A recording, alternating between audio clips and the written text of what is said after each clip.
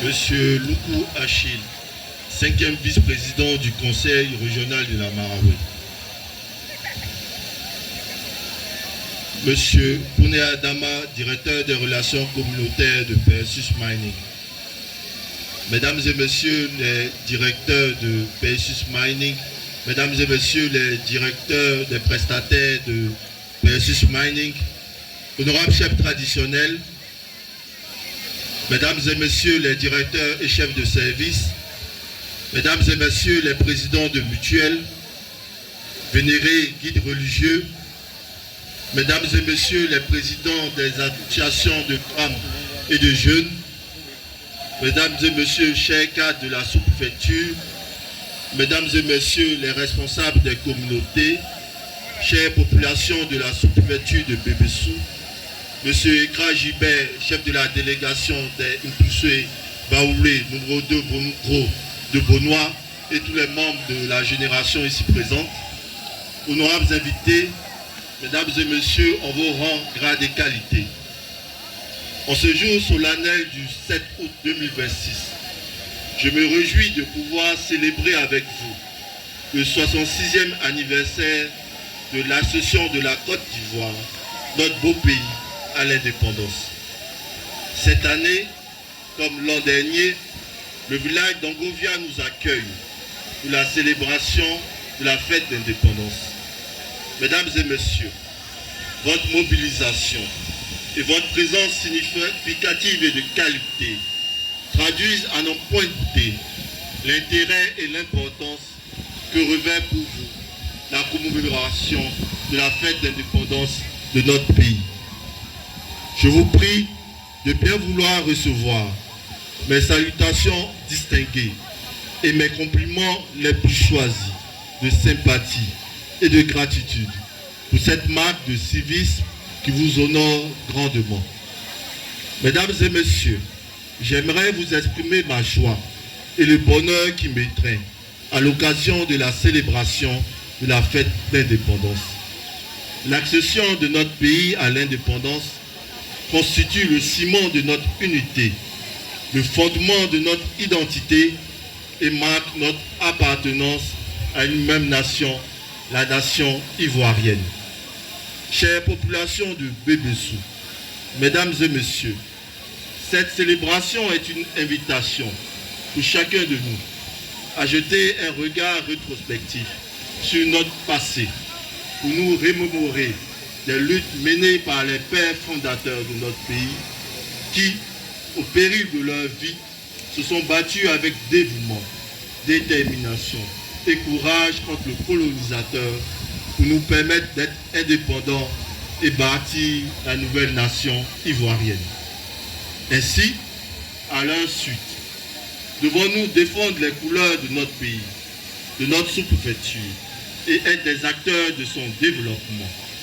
Nous devons participer à la construction de notre nation en la rendant prospère, accueillante, hospitalière, travailleuse et stable. C'est à ce prix que nous pourrons léguer à nos enfants un pays en paix et dont ils auront la charge de parfaire la construction.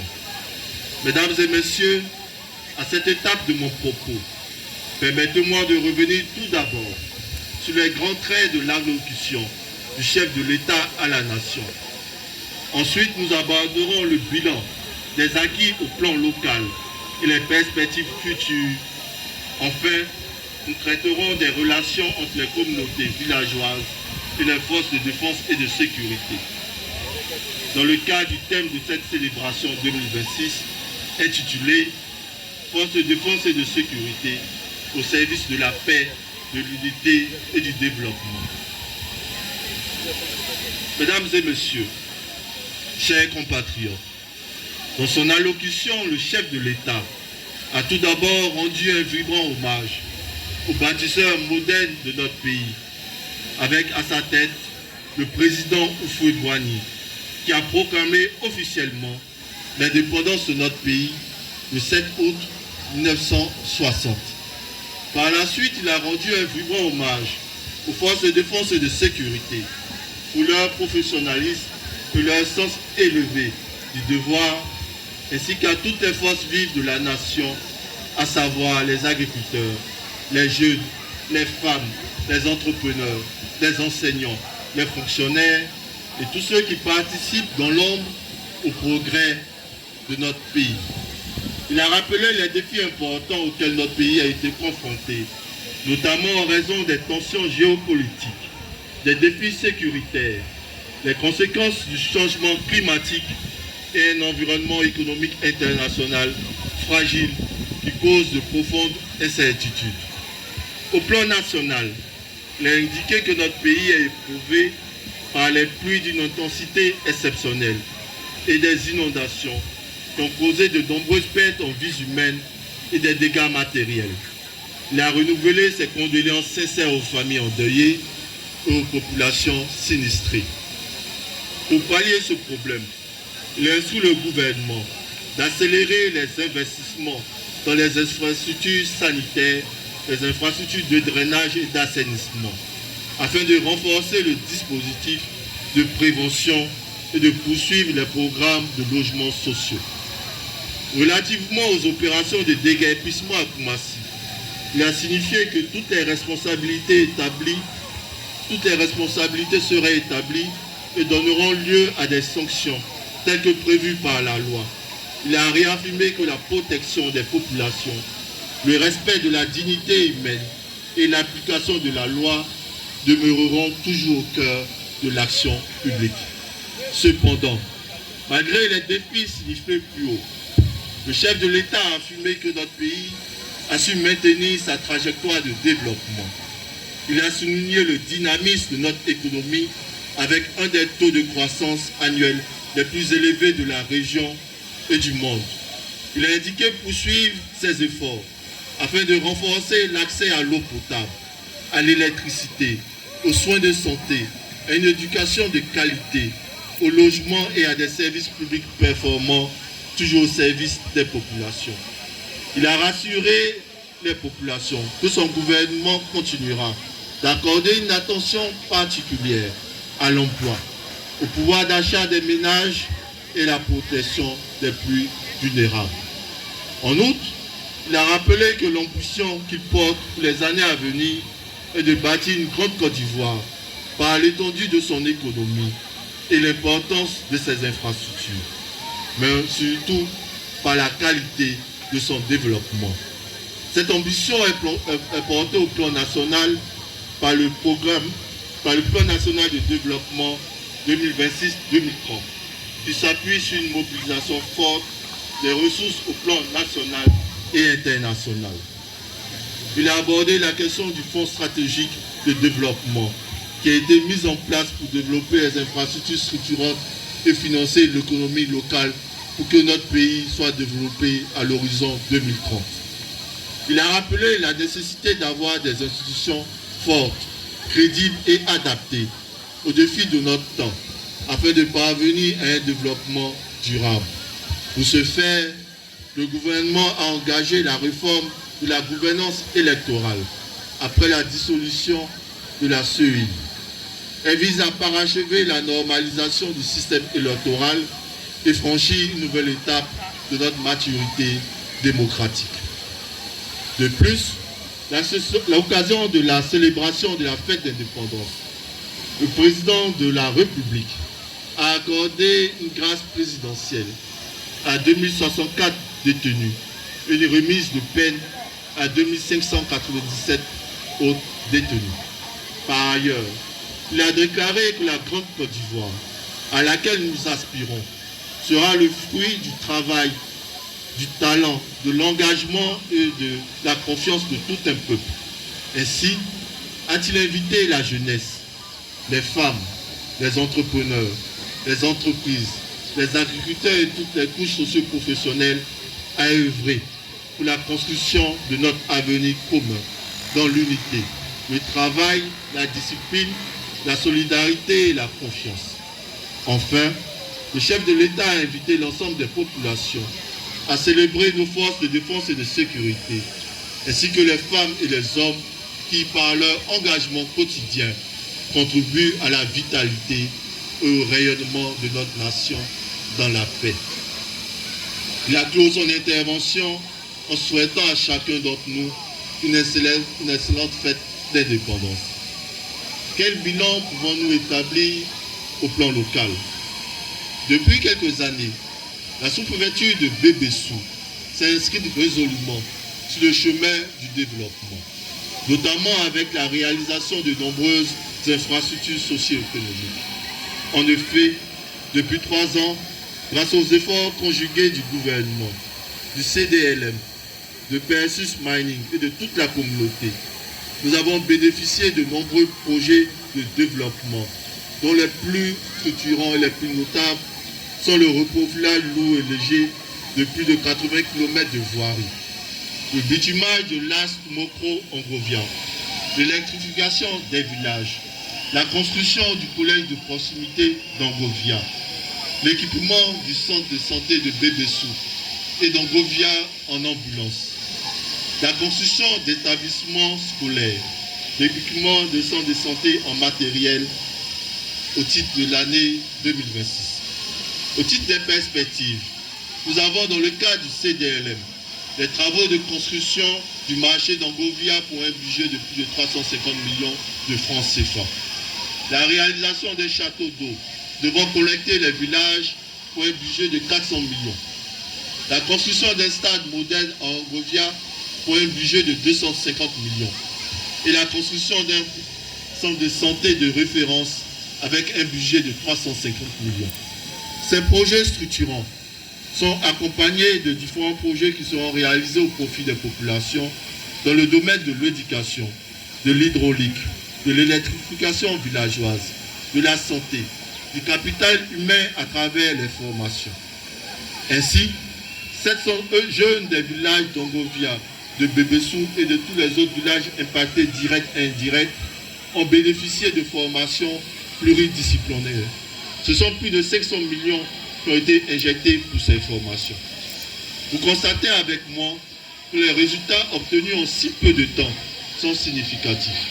Cependant, nous sommes conscients des besoins et des attentes formulées par les populations en matière d'accès aux services de base, à l'autonomisation financière des femmes et des jeunes, aux activités génératrices de revenus et à l'amélioration continue du cadre de vie. Toutes ces préoccupations sont au cœur de la politique du gouvernement, à travers le PND 2026-2030 et tous les dispositifs mis en œuvre pour renforcer l'employabilité des jeunes. Permettez-moi de faire un appel à la jeunesse. J'invite tous nos jeunes à s'approprier des différents projets de formation et de financement d'activités génératrices de revenus, de telle sorte que ces projets qui leur sont destinés puissent en être les bénéficiaires et qu'ils puissent eux-mêmes se prendre en charge. Enfin, le troisième point de mon intervention est relatif au thème retenu cette année qui s'intitule « Forces de défense et de sécurité au service de la paix, de l'unité et du développement ». Tout État dispose de forces de défense et de sécurité. En Côte d'Ivoire, les forces de défense et de sécurité sont constituées d'une part des forces armées, notamment l'armée de terre, la marine nationale, l'armée de l'air et les forces spéciales, et d'autre part les forces de sécurité intérieure que sont la gendarmerie nationale et la police nationale. Le thème proposé nous invite à analyser le rôle de nos forces de défense et de sécurité sous le prisme de la consolidation de la paix, du renforcement de l'unité et de la participation au développement. En effet, les forces de défense et de sécurité jouent un rôle majeur au service de la paix, de l'unité et du développement, grâce à la protection des biens et des personnes, à la prévention des conflits, à la sécurisation du territoire et des frontières, à la lutte contre le banditisme, au rétablissement de l'autorité de l'État. Elle constitue un maillon essentiel à la gouvernance de notre pays qui favorise sa stabilité et sa souveraineté. De plus, les forces de défense et de sécurité constituent un socle républicain indispensable pour le renforcement de l'unité et de la cohésion sociale, de par leur neutralité, leur professionnalisme, leur mode de recrutement, leur formation, leurs actions de proximité, elles contribuent grandement à la culture du vivre ensemble. Toutes choses qui permettent de consolider et de renforcer l'unité nationale.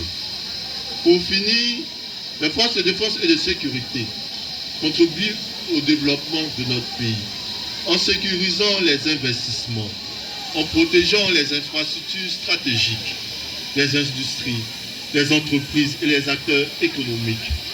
En outre, dans le cadre des actions civilo-militaires, elles participent à des projets d'utilité publique en assistant les populations vulnérables et en construisant des infrastructures de base. Au vu du rôle prépondérant de nos forces de défense et de sécurité dans la vie de notre nation, j'aimerais inviter l'ensemble des populations à une collaboration franche et fructueuse avec elles afin de garantir la paix, la sécurité, la stabilité et la quiétude des populations. Au-delà du thème, je m'en voudrais de ne pas aborder au plan sécuritaire la situation de l'orpaillage illégal avec ses conséquences sur la sécurité, l'économie, l'accès aux ressources halieutiques, l'accès à l'eau potable et les conséquences sur notre environnement. J'exhorte les différents acteurs à respecter le cadre légal et législatif qui encadre l'exploitation de l'or. J'invite les populations à dénoncer ces pratiques illégales et je rappelle que les commanditaires, exécutants et bénéficiaires risquent des poursuites pénales, des condamnations et le paiement d'amende. Mesdames et messieurs, tout à l'heure, nous procéderons à la remise des prix d'excellence. J'aimerais féliciter nos enfants, heureux récipiendaires de ces dons, qui ont eu des résultats excellents aux différents examens, qui puissent servir d'exemple aux autres enfants. Je souhaite une saine émulation sur les autres enfants. Et je tiens à remercier les parents et les enseignants pour l'encadrement et l'éducation qu'ils ont donné à nos enfants, pour faire d'eux des modèles. Mesdames et messieurs, avant de mettre un terme à mon message, je voudrais saluer et rendre un hommage appuyé à toutes les communautés autochtones et étrangères vivant à Bébessou, qui ont parfaitement intégré le vivre ensemble et qui nous donnent une belle projection sur la Côte d'Ivoire de demain, celle où l'intégration harmonieuse des couches socio-professionnelles et ethniques garantira la solidité d'une nation unie et prospère. J'aimerais très sincèrement dire merci à M. Luku Nguessan Achille, 5e vice-président du Conseil régional, président du comité d'organisation et à toute son équipe. Merci pour votre dynamisme, merci pour votre détermination qui ont permis de donner un cachet particulier à cette célébration, pour la bonne organisation de cette célébration. Je remercie tout particulièrement la société Perseus Mining Yaouré pour son appui, les récompenses à nos jeunes enfants et tous les efforts consentis à l'endroit de nos populations. J'associe à ces remerciements l'ensemble des prestataires de Perseus, notamment la direction de EPSA pour son appui à l'organisation de cette cérémonie.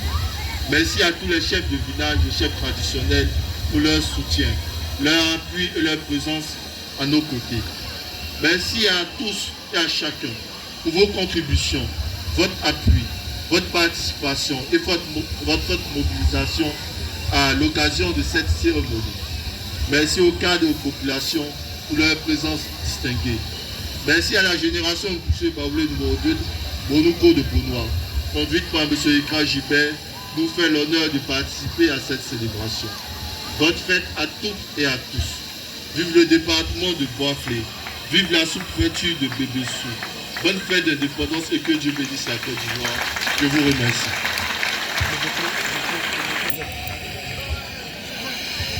Ok. On ovationne monsieur le sous-préfet pour son message, pour son allocution. Une allocution pleine de promesses, pleine de sagesse. Une allocution aussi pleine de dynamisme. C'est pour... Je vais dire comme ça que c'est une